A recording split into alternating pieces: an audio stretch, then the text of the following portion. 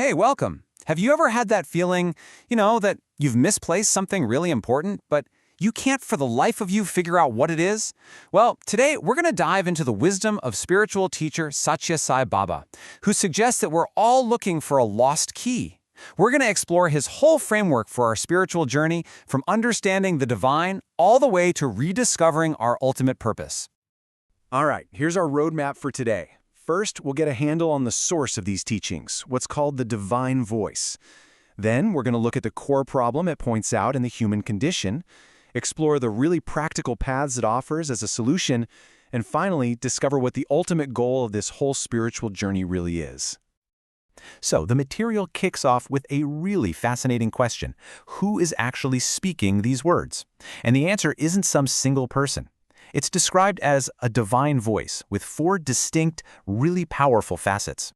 First up, this voice speaks as the universal mother. And this is way more than just a metaphor. It's that divine part of everything that offers comfort, that eases our pain, and just cradles us with unconditional love when the journey gets tough. It's also the voice of the Father. This is the aspect that gives us strength and protection. It's the voice that guides us and refines us, but maybe most importantly, it helps us remember our true divine identity, the one we've completely forgotten. Then, you've got the voice of the master, or the preceptor. Now, this voice doesn't just soothe or protect. It challenges us. It advises and, it even admonishes. It's like being put into a crucible to be purified, all to lead us to finally realize the divine that's already inside of us. And finally, all of these different voices, they merge into the ultimate voice of God.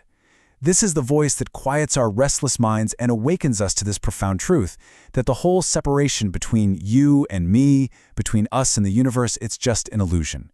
It's that moment of realizing total unity. You are I and I am you. Okay, so now that we get the idea of this divine voice, let's look at the core problem it says we all have. The teachings use some pretty powerful images to explain where we go wrong. The starting point is, it's pretty stark. Our physical life is fragile. It's temporary. The text really drives home that death is our constant companion, like a predator that could strike at any moment, reminding us just how mortal we are. So the fundamental problem is a really dangerous imbalance. We're actually designed to walk on 2 legs, one foot planted firmly in this material world and the other in our spiritual reality. But in this modern world that's constantly pulling our attention to our screens, our jobs, our stuff, it's so easy to forget that other leg even exists. So we end up just hopping through life on one leg, totally unstable and, bound to fall over. Now, this is a really interesting way to frame our inner struggles. The teachings describe these 6 venomous cobras living inside our minds, constantly poisoning our thoughts and actions. These are the negative impulses we all wrestle with, right? And the first step to taming them is to just see them for what they are. So, if we're imbalanced and our minds are poisoned by these inner cobras, what's the antidote? The teachings lay out 2 powerful paths to find our balance again, and it starts with selfless service, also known as seva. Seva is so much more than just charity or, volunteer work. It's defined as a conscious spiritual discipline. You can think of it as mindfulness in action. And the key part, the really crucial part, is that you do it without any attachment to the results. You're not looking for a reward, not even a thank you. The act itself is the whole point. And this is just brilliant, because it shows that the true benefits of service are all internal. It's not just about helping other people, it's a powerful tool to transform yourself. By focusing on others, service directly takes a sledgehammer to the ego, it brings this incredible joy, and it purifies our own actions and senses. And this brings us to such a critical point. The size of what you do doesn't matter at all. The source material uses this perfect story from the Ramayana. There's this tiny squirrel, and it contributes just a few grains of sand to this massive bridge, but its sincere devotion was seen and blessed by the divine. It just proves that it's your intention, not the size of the act, that really truly counts. Okay, so the second path we're offered is the constant remembrance of the divine. And this is often practiced through the simple but incredibly profound act of just repeating a name of God.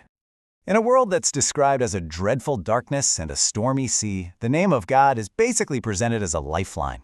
It's a simple but unbelievably powerful tool to hold on to, a raft that gives you safety and guidance through all the chaos and challenges of life.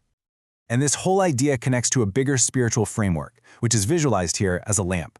See, the four major spiritual paths or yogas, they aren't separate, they're not competing with each other, they're all essential parts that have to work together.